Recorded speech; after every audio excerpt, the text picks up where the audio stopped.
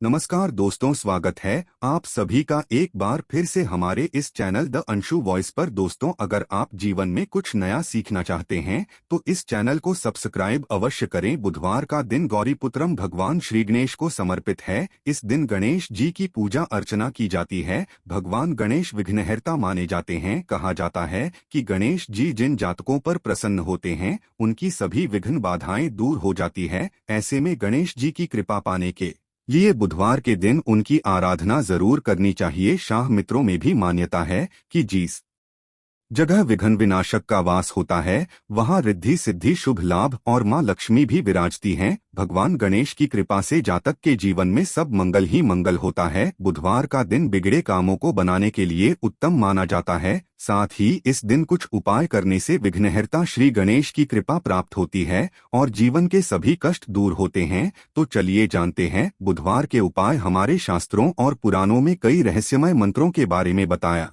गया है। यह मंत्र बहुत ही शक्तिशाली और चमत्कारिक है। इन मंत्रों के उच्चारण से हमारे आसपास एक पॉजिटिव ऊर्जा का निर्माण होता है। यह ऊर्जा हमारे लिए बहुत ही फायदेमंद होती है। प्राचीन ऋषिमुनि अपनी दिनचर्या में रोज इन मंत्रों का उच्चारण करते थे। इन मंत्रों के उच्चारण से उन्हें बल, तेज बुद्धि तथा आत्म शांति प्राप्त होती थी। यदि आप भी अपने जीवन में महत्वपूर्ण बदलाव देखना चाहते हैं तो आप भी रोज सोते समय इन आसान से मंत्रों का जाप करें। ये मंत्र आपके जीवन में सुख, शांति और समृद्धि लेकर आएंगे। यह मंत्र बहुत ही आसान होने के साथ ही इनका प्रभाव बहुत ही चमत्कारिक होता है। प्रातःकाल जागने से लेकर रात्रि को सोते समय तक अलग अलग मंत्रों के बारे में हमारे शास्त्रों में बताया गया है। इसके साथ ही हम सभी के घर में जो भी बड़े बुजुर्ग होते हैं वे रोज हमें कुछ ना कुछ अच्छी बातें सिखाते ही रहते हैं। घर में अच्छे संस्कार डालने का काम भी घर के बड़ों का ही होता है। हमारे घर में रोज जिन नियमों का पालन किया जाता है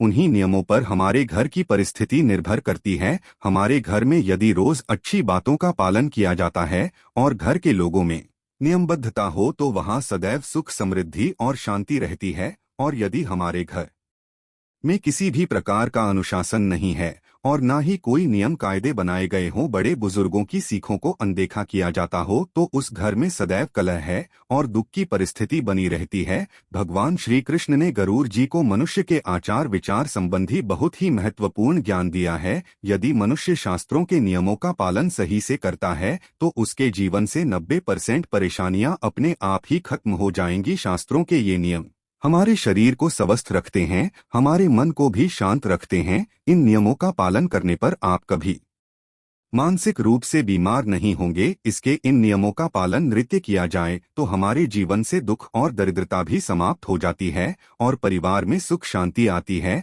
आज हम आपको ऐसे ही कुछ शास्त्रीय नियमों के बारे में बताने जा रहे हैं जिनका पालन बच्चों से लेकर बूढ़ों तक सभी को करना चाहिए। इससे आप 1 महीने के अंदर महत्वपूर्ण बदलाव महसूस करेंगे। आप खुद अपने घर की परिस्थिति को अपनी आंखों के सामने बदलता हुआ देखेंगे। चमत्कार नियमों का प्रभाव ही ऐसा पड़ता है कि व्यक्ति ईश्वर के सानिध्य में चला जाता है और ईश्वर से जुड़ जाता है। तब उसके जीवन से सभी प्रकार के दुख खत्म हो जाते हैं। आइए जानते हैं उन महत्वपूर्ण नियमों के बारे में। दोस्तों, वैसे तो हमारे सभी धर्म शास्त्रों में प्रातःकाल सूर्योदय से पहले ही उठने के लिए सर्वोत्तम समय माना गया है, परंतु आजकल की अनियमित दिनचर्या में यह असंभव सा लगता है। भी हमें परांत काल जितनी शीघ्र संभव हो उतनी शीघ्र उठने की कोशिश करनी चाहिए। आँख खुलते ही सर्वप्रथम ईश्वर का नाम लेना चाहिए और नित्य कर्म से निवृत्त होकर ईश्वर की पूजा आराधना से अपने दिन की शुरुआत करनी चाहिए। ऐसा करने से आपके तन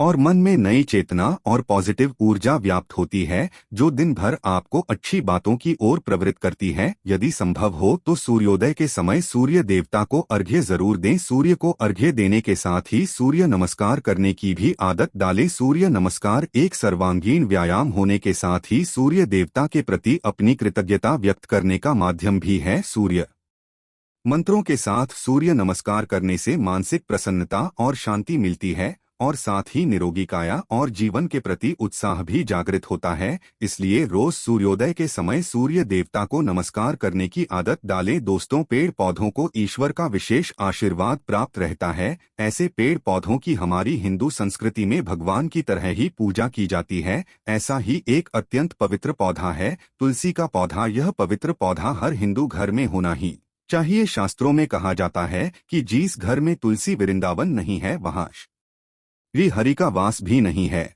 और जहाँ श्री हरि का वास नहीं है वहाँ लक्ष्मी जी का वास कैसे हो सकता है। श्री कृष्ण की अत्यंत प्रिय सखी होती है। प्रातः काल तुलसी को जल अर्पण करने से और कुछ समय तुलसी के पौधे के पास बैठने से अत्यंत शुद्ध और पवित्र हवा हर श्वास के साथ हमारे शरीर में प्रवेश करती है, जो हमें दिन भर पॉजिटिव रहने में सहायता करती है। इसलिए देव पूजा और सूर्य ये उपासना के पश्चात तुलसी की भी पूजा करें। तुलसी की माला को भी गले में धारण करने से मन की शुद्धता और सात्विकता बढ़ती है, मनोबल बढ़ता है और आरोग्य प्राप्ति होती है। दोस्त, हम अक्सर किसी पूजा पाठ के बाद या तीज त्योहार पर ही अपने माथे पर तिलक लगाते हैं, परंतु हमारे शास्त्रों में रोज माथे पर तिलक, कुमकुम, चंदन, केसर, हल्दी और भस्म लगाने का शास्त्रीय, तांत्रिक और वैज्ञानिक आधार पर महत्व बताया गया है। माथे के बीचों बीच इन सभी में से कोई एक भी चीज लगा लेने से व्यक्ति के मन की सरिता बढ़ती है, मानसिक तनाव कम होता है, आध्यात्मिक शक्ति बढ़ती है, जिससे तन और मन में का अनुभव होता है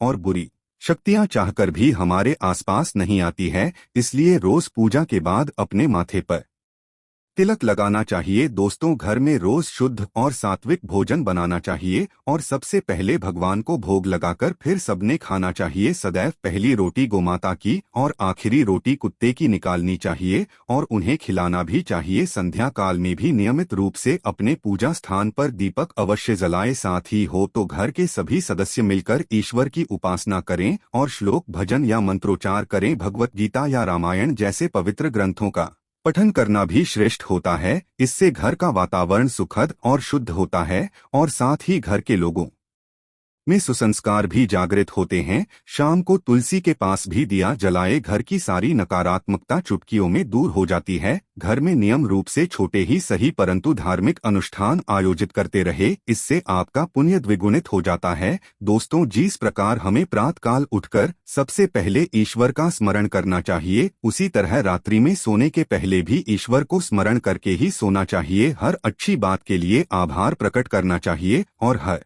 गलती की क्षमा मांगनी चाहिए। घर में रोज अपने बड़े बुजुर्गों को प्रणाम करने की आदत डालें और उनका बहुमूल्य आशीर्वाद की सौगात प्राप्त करें। हर ये मान्यता है कि यह मंत्र दिमाग को शांत करके अच्छी नींद लाने में सहायक है। कहते हैं कि इस मंत्र के उच्चारण से सारे अंदर के डर हट जाते हैं और दिमाग को मानसिक बाधाओं से बाहर निकालने में मदद करता है। इसके अलावा आप इस मंत्र का उच्चारण भी कर सकते हैं, या देवी सर्वभूतेषु निद्रारूपेण संस्थिता नमस्तस्यै नमस्तस्यै नमस्तस्यै नमो नमः। तो दोस्तों, इस प्रकार से यदि आप नित्य इन नियमों का पालन करते हैं तो माँ लक्ष्मी और भगवान श्री कृष्ण की कृपा आप पर सदैव ही बनी रहेगी। और दोस्तों, अगर आप भी यही चाहते हैं कि शिव जी की कृपा आप पर बनी रहे तो चैनल को सब्सक्राइब जरूर कीजिएगा। धन्यवाद।